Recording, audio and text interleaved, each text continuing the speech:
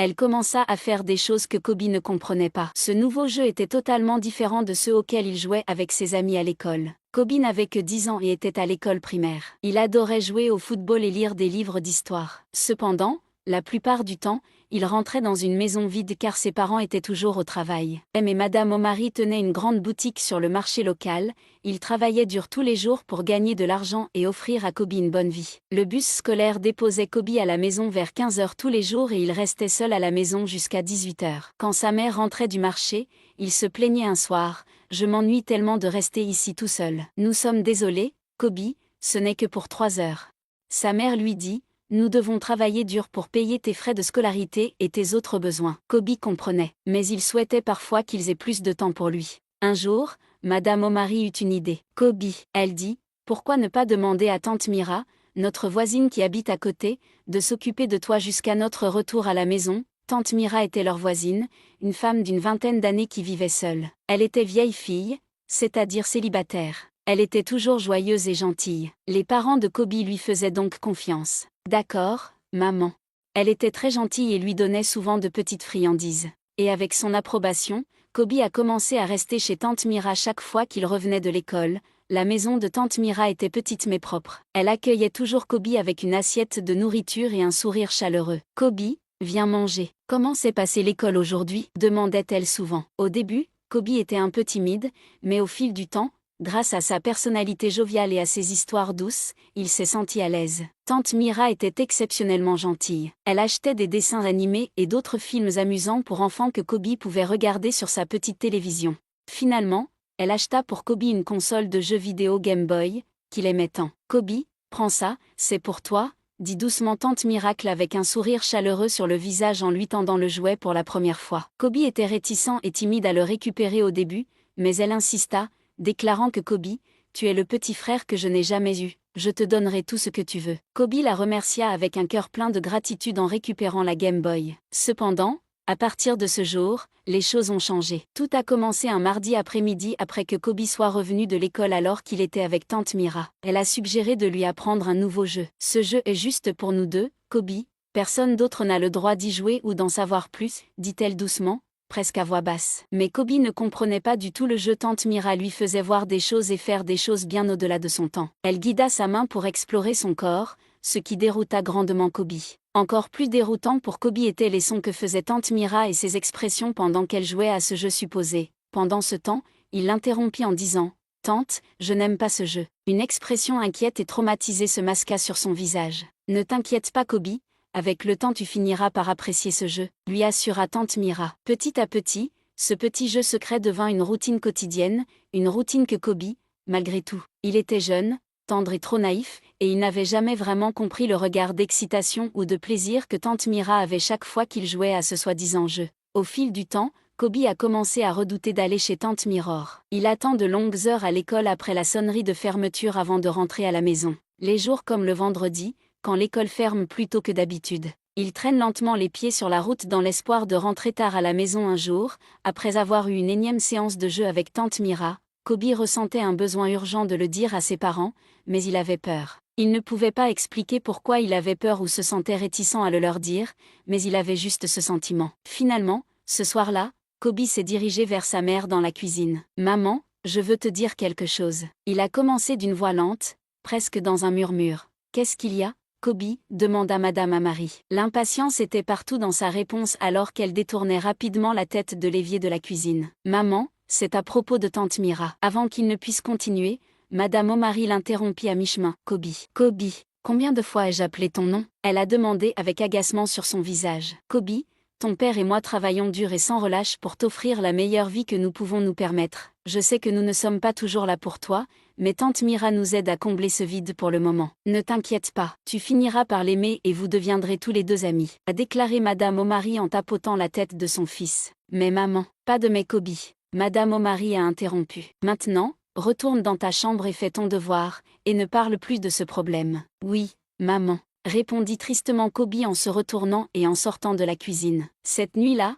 Kobe était assis dans sa chambre. Il pleurait en silence parce que personne ne voulait l'écouter. Il ne comprenait pas ce que tante Mira lui faisait, et maintenant même ses propres parents n'avaient plus de temps pour lui. Mais il ne savait pas que ses problèmes ne faisaient que commencer. Le lendemain matin, lorsque Kobe se réveilla de son sommeil, il réalisa qu'il avait uriné sur le lit. Kobe était choqué et tendu en même temps. Il avait arrêté de faire pipi au lit depuis qu'il était tout petit et de plus, il n'avait pas bu trop d'eau la nuit précédente pour justifier cela. Cela pourrait-il être dû au jeu que tante Mira joue avec moi, pensa Kobe en se remémorant ses souvenirs. Pire encore, il ne pouvait pas le dire à ses parents, de peur que sa mère ne le batte. Elle était une stricte disciplinatrice. Quoi qu'il en soit, Kobe réussit à cacher le matelas et à changer de vêtements avant que quiconque ne le remarque. Mais ce problème d'énurésie persista et continua pendant des jours. Ses parents étaient trop occupés pour le remarquer, mais Kobe savait que quelque chose n'allait pas. Un jour après son retour de l'école, Kobe se dirigea directement vers la maison de tante Mirror comme d'habitude. Tante Mirror était heureuse de le voir et l'accueillit avec une assiette de riz et de jus. Après un moment, quand tante Mira est venue jouer à son jeu de toucher avec Kobe, il l'a rapidement interrompue en disant « Tante, je n'aime pas ton jeu, ça me fait uriner sur mon lit tous les jours. Je ne pense pas que je me sente bien. » L'expression de tante Mira a changé immédiatement. Pendant une minute, elle avait l'air d'être plongée dans ses pensées, essayant de comprendre ce qu'elle venait d'entendre. Puis, soudain, elle a affiché un léger sourire, s'est rapprochée de Kobe de manière rassurante et a dit « Ne t'inquiète pas, Kobe, tu iras très bien, il est tout à fait normal que les garçons de ton âge mouillent leur lit. Tu t'en remettras. » Mais cela ne réconfortait pas du tout Kobe. Il ne pouvait pas expliquer tout ce qui se passait depuis qu'il avait commencé ce nouveau jeu avec tante Mira. Il se sentait toujours inhabituellement très anxieux dès qu'il entrait dans sa maison. Son cœur battait plus vite que d'habitude et il pouvait sentir les battements dans sa poitrine. Il souhaitait tellement que ses parents commencent à rentrer du travail plus tôt, afin qu'il cesse de vivre tout cela. Bientôt, cela commença à affecter son attention à l'école. Kobe, qui était l'un des élèves brillants de la classe, ne pouvait plus se concentrer sur ses devoirs. Il n'aimait plus jouer comme avant pendant que ses amis jouaient dans le terrain de l'école pendant la récréation. Kobe restait assis dans un coin, perdu dans ses pensées, les images du corps de tante Mira défilant dans son esprit. Son professeur de classe remarqua bientôt ce nouveau comportement de Kobe. Madame Nkechi était une enseignante aimante et facile à comprendre. Tous les étudiants et élèves l'aimaient pour son côté enjoué et sa gentillesse. Mais une compétence particulière de Madame Ekiki était son don d'observation. Madame Ekiki pouvait facilement dire quand un élève se sentait mal ou avait juste un changement d'humeur. Ce trait singulier lui permettait de s'associer facilement aux élèves. Madame Ekiki observait Kobe depuis un moment et savait très bien que quelque chose n'allait pas. Il était autrefois un garçon joyeux et vif. Maintenant, il était surtout distrait et sombre. Après avoir enseigné en classe un jour, elle a demandé à Kobe d'attendre derrière et de la voir à son bureau. « Kobe, quelque chose ne va pas ? Tu as l'air perdu ces derniers jours. » Kobe se tenait devant son bureau, la tête baissée de honte. Il se demandait s'il devait le dire à Madame Ekiki ou non. Il essayait de parler, mais les mots lui semblaient trop lourds pour s'ouvrir. « Non, madame, tout va bien. » Kobe a menti. Après quelques moments de silence gênant, Kobira Tekishi a commencé. Si vous rencontrez des difficultés personnelles, n'hésitez pas à les partager avec moi. Je suis votre professeur. Je suis là pour vous aider à la fois sur le plan éducatif et autres. Finalement, elle renvoya Kobe, mais tante Ekiki n'était pas convaincue. Elle avait en fait confirmé que Kobe cachait quelque chose de trop gros. Il avait peur de s'ouvrir ce jour-là lorsque Kobe rentra chez lui. Il pria pour que ses parents soient revenus afin qu'il n'ait pas à aller chez tante Marie. Mais hélas, tout était pareil. Il resta chez tante Marie et comme d'habitude, elle joua son jeu. Mais quelque chose de très étrange se produisit cette fois-ci. En jouant à son jeu, Kobe remarqua que son organe génital se raidissait et se tenait droit. Cela lui fit peur et il jura de s'ouvrir à tante Ekachi le lendemain. Le lendemain à l'école, après une leçon, il se dirigea directement vers tante et lui dit son bureau, et la tête baissée vers le sol, embarrassé, il commença. « Tante, j'ai quelque chose à te dire. » Tante, au cas où Keishi se pencherait plus près pour faire plus attention alors qu'elle portait un regard très sérieux et rassurant. Kobe regarda d'avant en arrière, à gauche et à droite, juste pour s'assurer que personne n'écoutait ou ne se trouvait à portée de ce qu'il était sur le point de dire. Puis il se pencha plus près de Madame Nkechi et lui chuchota à l'oreille. « C'est tante Mira,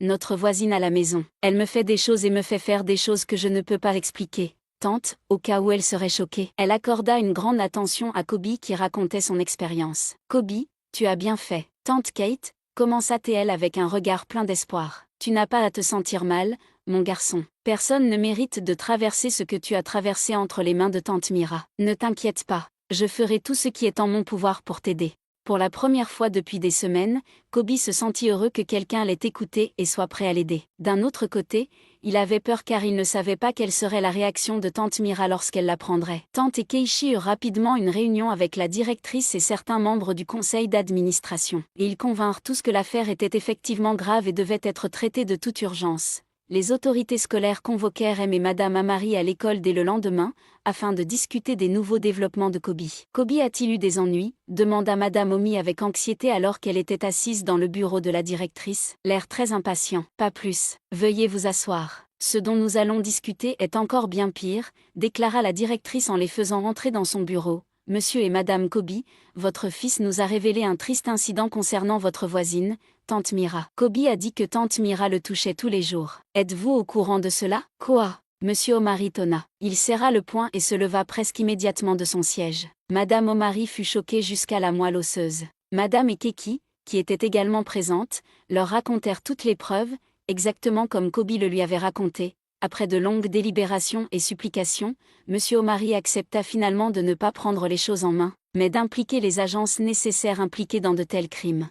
Ce jour-là, une école ferma. Madame Omari vint elle-même à l'école pour récupérer Kobe et le ramener à la maison. Kobe, je suis vraiment désolée de ne pas t'avoir écouté lorsque tu voulais partager tes difficultés avec moi. Je me suis laissée emporter par mon travail, sans prêter attention à ma propre chair et à mon propre sang. Ne vous inquiétez pas, votre père et moi avons réglé les choses. Vous vous sentirez à nouveau en confiance, ajouta-t-elle alors qu'une larme coulait sur son visage. Ce soir-là, tante Mira reçut un coup violent à sa porte. Lorsqu'elle alla vérifier qui c'était, elle fut accueillie par les visages méchants de 3 policiers habillés en noir et armés. Ils étaient des policiers. Monsieur Omari était revenu avec une escorte de policiers, accompagné de Madame Nkechi et de la directrice de l'école, Mademoiselle Mira. Vous êtes en état d'arrestation pour agression sexuelle sur enfant. L'un des policiers déclara. Vous devez vous tromper. Vous êtes dans la mauvaise maison, se défendit tante Mia, figée à la fois par la peur, la confusion et le choc. Il vaut mieux que vous restiez silencieuse, sinon tout ce que vous direz ou ferez sera utilisé contre vous devant le tribunal. Le même policier menotté interrompit l'arrestation de tante Mira et lui menotta les mains. Pendant ce temps, Kobe avait trop peur pour sortir. Il resta dans sa chambre et regarda tout l'événement se dérouler depuis la fenêtre de sa chambre. Il poussa un énorme soupir de soulagement en voyant tante Mira être mise dans le fourgon de police et emmenée hors de l'enceinte. À partir de ce jour, les parents de Kobe commencèrent à lui prêter plus d'attention. Ils se relayaient pour venir le chercher à l'école tous les jours et restaient avec lui à la maison. À l'école, tante et Keiichi le surveillaient de près et lui assuraient, ainsi qu'aux autres élèves, de parler chaque fois qu'ils étaient en difficulté ou avaient besoin de l'aide d'adultes. Mais l'énurésie ne s'arrêtait pas encore. Le thérapeute que Kobe avait consulté avait assuré à ses parents qu'il finirait par s'en remettre. Au fil du temps, il a guéri du traumatisme, lentement. Salut les gars. Merci d'avoir regardé cette histoire. Vous voulez un gros merci dans notre prochaine mise en ligne? Veuillez commenter une leçon que vous avez tirée de l'histoire et le pays d'où vous nous regardez. Un grand merci à vous tous.